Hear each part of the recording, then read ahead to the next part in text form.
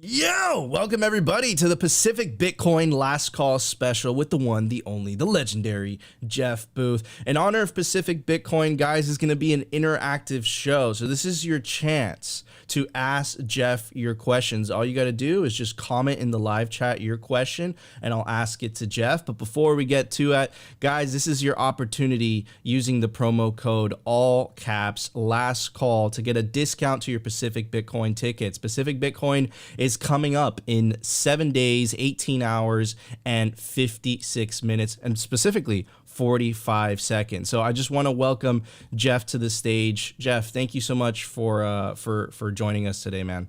Yeah, no problem. Can't wait for the conference, by the way. It's going to be a blast.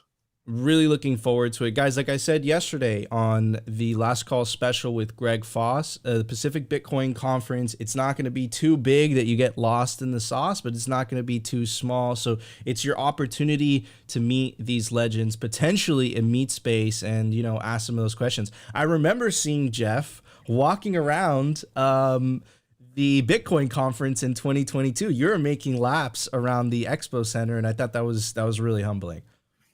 I love the space. I love everybody in the space. So very least I could do. Somebody said in Scotland they couldn't believe I was the last one in the bar. They had to kick us out, and I thought, you don't know me very well. Wow, that's hilarious. That's really funny. Okay, so speaking of that, I'm going to start it off with this until we get some questions in the chat. This is Bitcoin Sapiens. Bitcoin Sapiens is one of my favorite accounts, and what he does is he quotes things from, you know, your favorite Bitcoiners. And this is a quote from you specifically, Jeff, and it kind of adds to that message that you were saying about, you know, loving this mission, right? You said for most people in Bitcoin, it's beyond price. It's a mission. It's about imagining a world with truth, hope, and abundance, and building towards that world. Max Kaiser has this amazing quote, right? You don't change Bitcoin, Bitcoin changes you. I know that I definitely got in because of greed, because I'm like, oh, number go up, right? But I stayed for the revolution, man. And I'm specifically from the millennial generation. For us, there is no alternative. It's Bitcoin or slavery. So, like I always say. So, Jeff, why don't you add to that? Why do you think it resonates with so many people on such a deep level? Well, I think that's the thing that that also is polarizing for people who don't understand it. They're looking through a lens of a different system, and that system is based on mistruth. It's based on coercion and control. So those people caught in the other system can't see what many people that have gone down to the bottom of the rabbit hole in Bitcoin can see. And those two frames of the world will really define our world. The beautiful thing about Bitcoin is it's defined by all of those people. It's the world is actually made up of us, our choices. There is no they. It's us, and Bitcoin gives a way to create something on the basis of truth, hope, and abundance. And I think that's a beautiful world. Corey calls that world, you know, the bright orange future, and I'm a big believer in that world.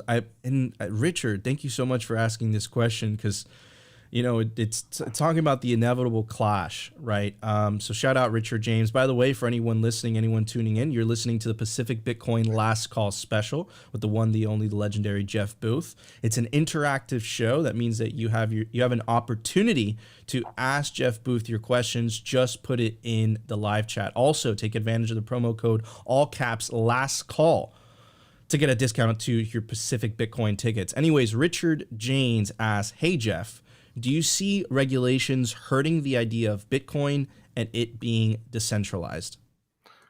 Of Bitcoin being centralized? Is that the question you think is asking? I think it's open to interpretation. It says, do you see, quote, it says, do you see regulations hurting the idea of Bitcoin and it being desensitized? Desensitized. Okay. Yeah. So in certain countries will enact regulation that will hurt their own adoption of Bitcoin, but not hurt all of Bitcoin. Bitcoin is a bottom-up, decentralized, secure protocol that that by being bottom up, like all technology, typically the monopolies that empower the people closest to the monopolies are unable to see technology that changes the monopoly's power and brings value to others. So, and that's typically driven by that radical change, and that's what's happening in Bitcoin. That's just first time we've seen it in money, and so that value being decentralized and secure is spreading around the world on a network effect. And that network effect, really important, keeps it decentralized and secure. So the true definition of a network effect, and a lot of people get this wrong, is value accrues to the entire network with each additional node to the network. In Bitcoin, that means that value can accrue forever. So the US dollar had a strong network effect with each additional person adding to it, but now it no longer does. So that one's breaking down and a new one's taking over, and that's what Bitcoin is. But that because it's decentralized and secure means the network effect can go on forever. Interesting. So, Jeff, to add to that, this is fascinating. So Ray Dalio wrote this very famous book, and he actually made it was a very popular YouTube video as well. And he was making the case about the changing world order and how the United States was specifically in decline and was taking the United States' place as the rise of China. But the way that I'm seeing it is, I think we have something altogether for the first time. We have a non-state government. Are you familiar with that piece from Ray Dalio? Yeah, and I gave Ray and his team my book prior to being released, and his team actually reviewed it thoroughly and did some work on it, and still he didn't see Bitcoin. And because he's running the world, he doesn't understand technology. He doesn't understand how technology creates that. So his model is mostly right, but his model is based on a flawed thinking that the new currency regime is going to change to China, and it's not. Just imagine the world trusting the digital yuan, for commerce of the world, and you'll see how that won't happen specifically with what's happening in Bitcoin. So he missed that entire thing. He missed the bottom up technology revolution, similar to Kodak missing the digital camera that they invented. And so he's mostly right about the danger that happens in these long debt term cycles, but he's wrong about what replaces that and transitions it to something new, altogether new. Because truthfully, the world had never been able to see that before. Understood.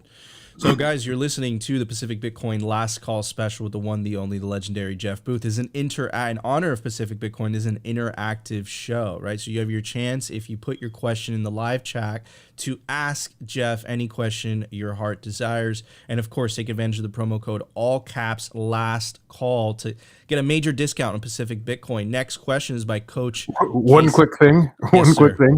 Gotta stop calling me the one, the only, the legendary.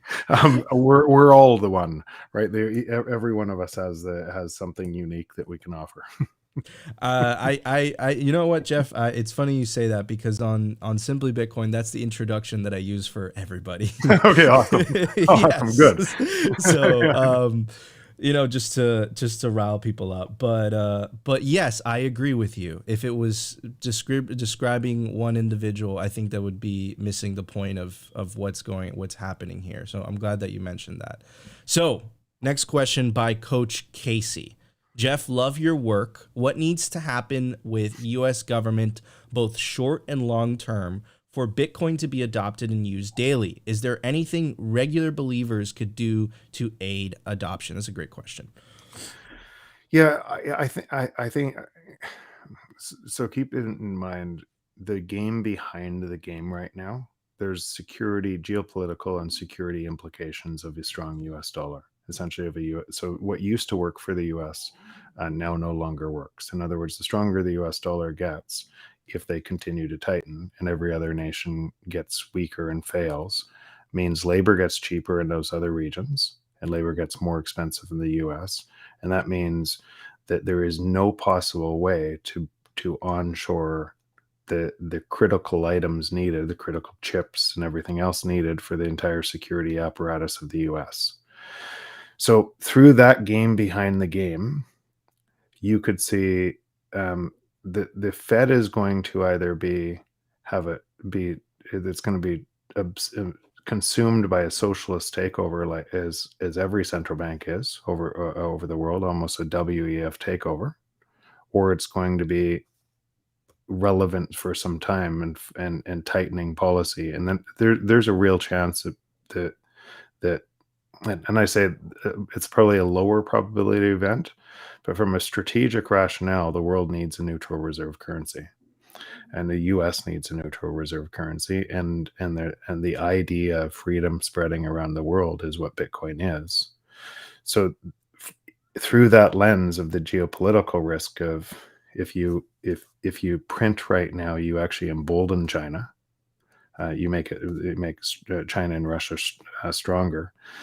And through that geopolitical lens, you might just say there's actually a reasonable chance, might still be a low probability, that the Fed actually goes into Bitcoin. That you move into this being a national security initiative at some point after a tightening.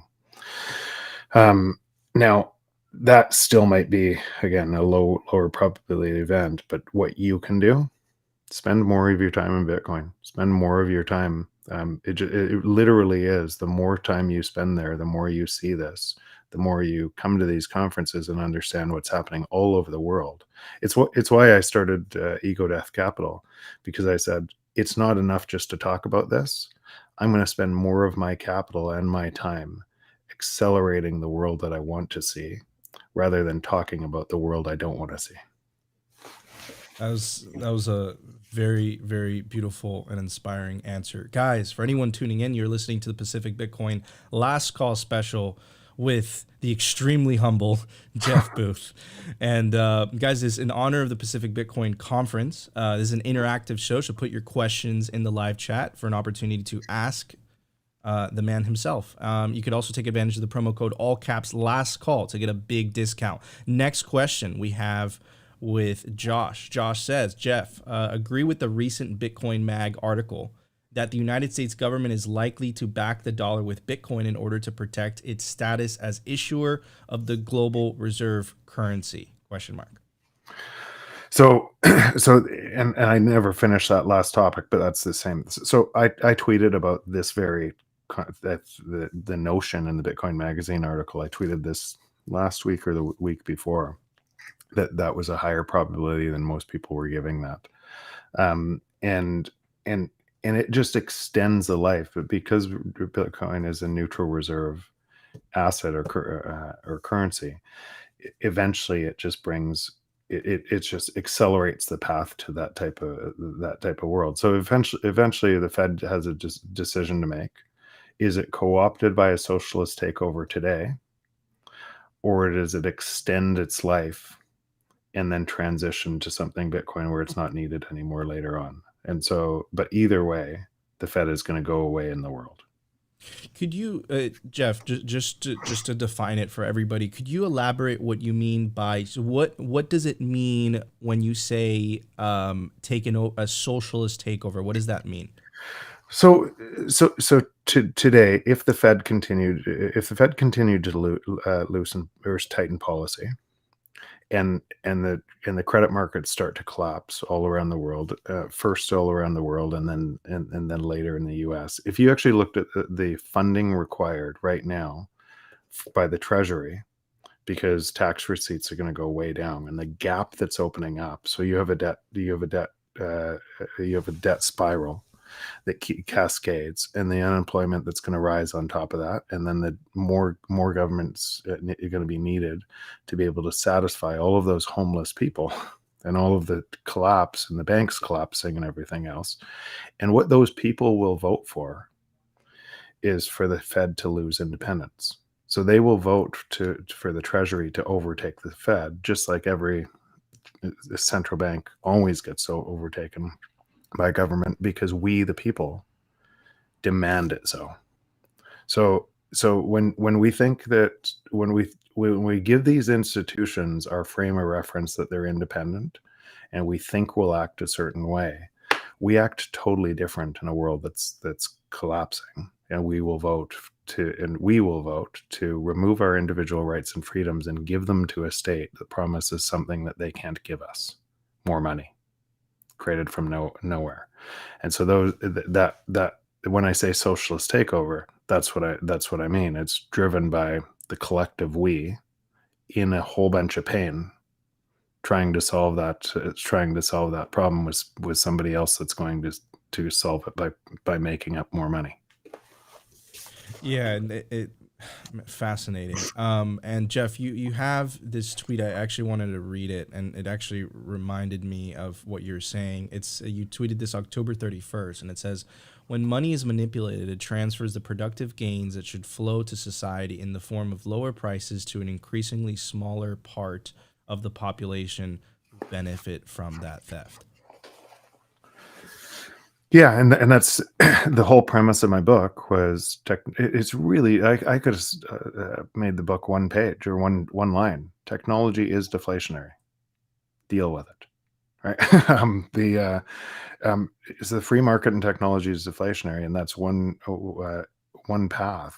And everything that's creating inflation is made up of manipulation, and so it has to continually rob more and more. And I said this on a couple podcasts, but when somebody comes into your house and steals 2% of your stuff per year, you might not notice. And then when they come into your house and stealing 15% of your stuff per year, you start to notice. So that's what's happening today. But it's just based on a principle that the money has to be manipulated at a greater and greater rate to retain control of a system that would otherwise collapse because the debt can't be paid back. Yeah, and it's actually really interesting you say that, because I've been, it's my sixth year now. I've been preaching and trying to educate people on Bitcoin, and the pattern that I've started to notice is in the developed world, it's actually a lot harder for me to convince someone. In the developing world, they say, "Where can I sign up? This is amazing," and it goes to what you're saying, right? The 2% inflation is ever so slight that you might just not notice. But, and Alex Gladstein wrote this amazing book, most people don't have that financial privilege. So guys, next question. But before that, guys, you're listening to the Pacific Bitcoin Last Call Special with Jeff Booth. This is an interactive show in honor of the Pacific Bitcoin Conference. Take advantage of the promo code, all caps, last call.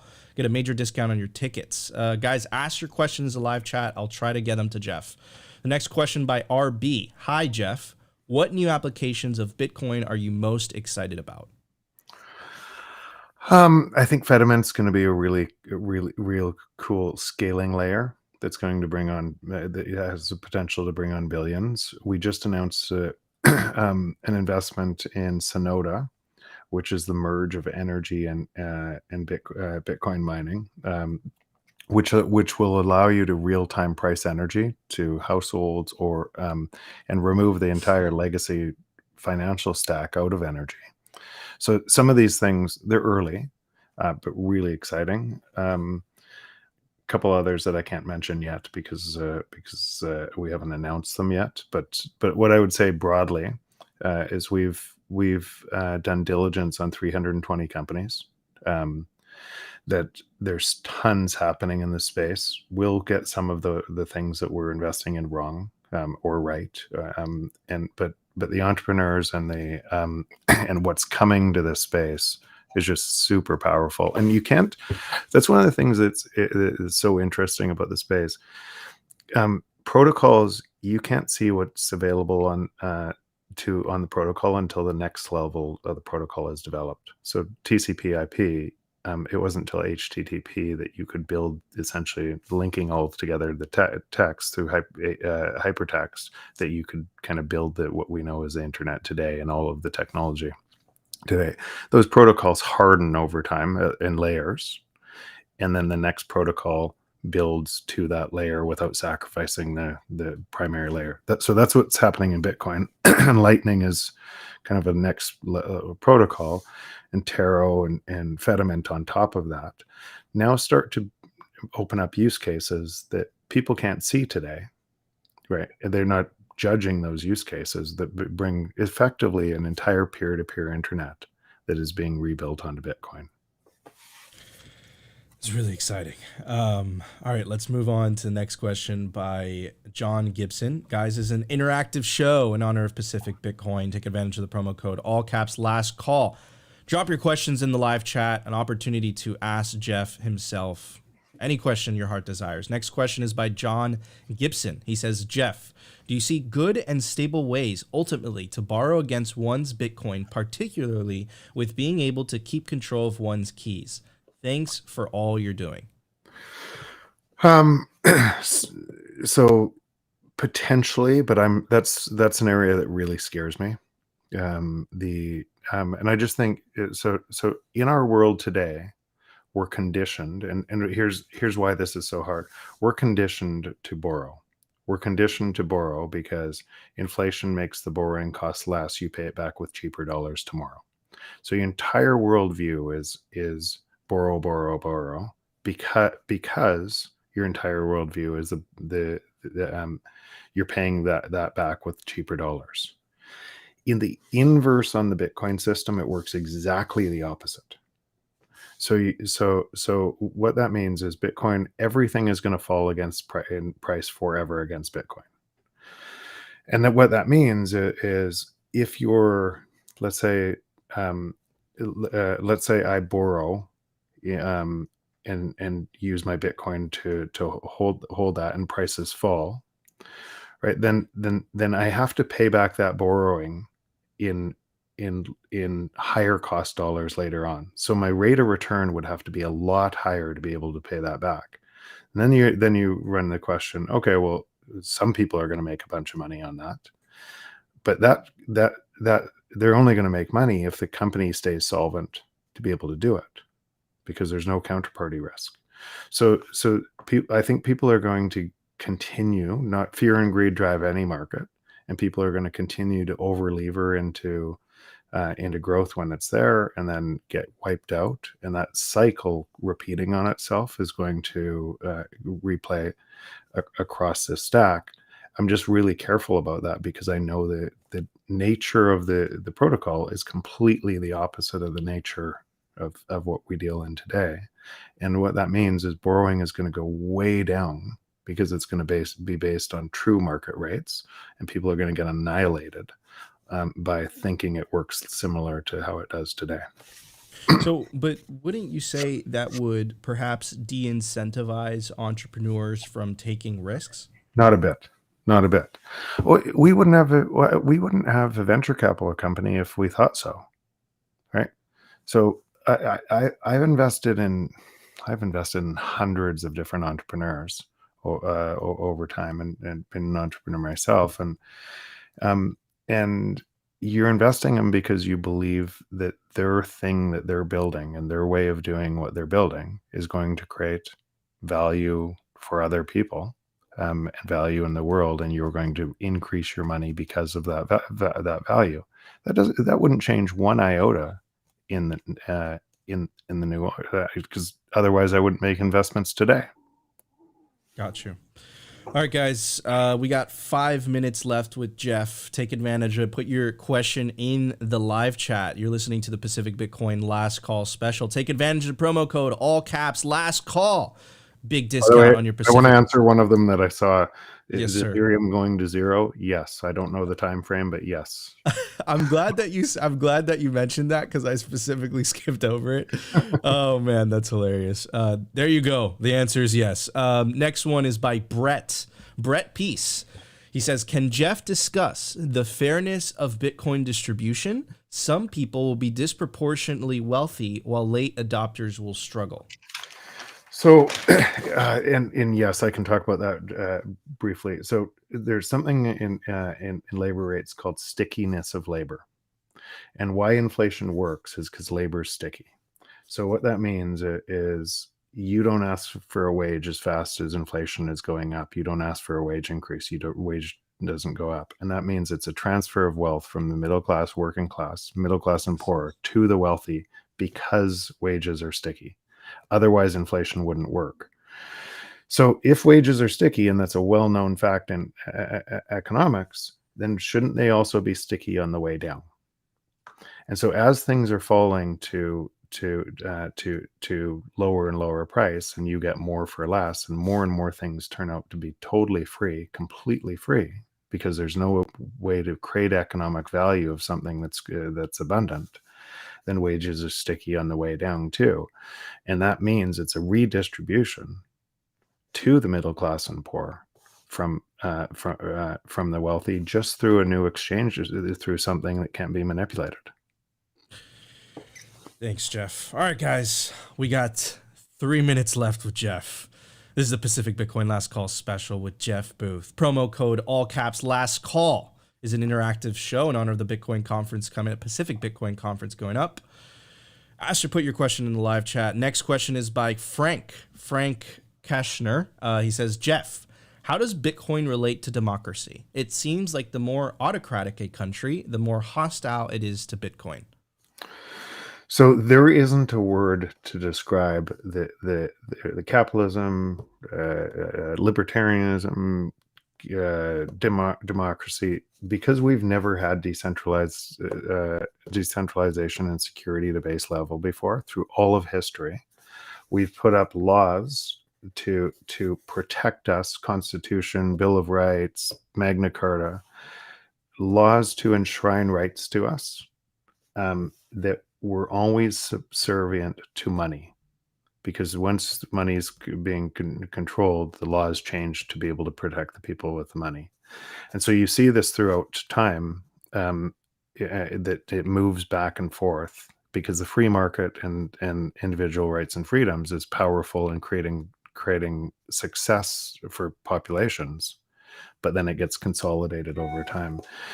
So Bitcoin, and so that required kind of trust in institutions, and those trust in institutions, because the money could be manipulated, was always short-lived, and that's what we see today. So having decentralization and security at a base level layer, where you don't have to trust the institution, where it's defined in the protocol, is something that we probably don't have a word for what it's going to look like, what government or democracy is going to look like. It's just going to look so much more powerful than it ever could before because of that.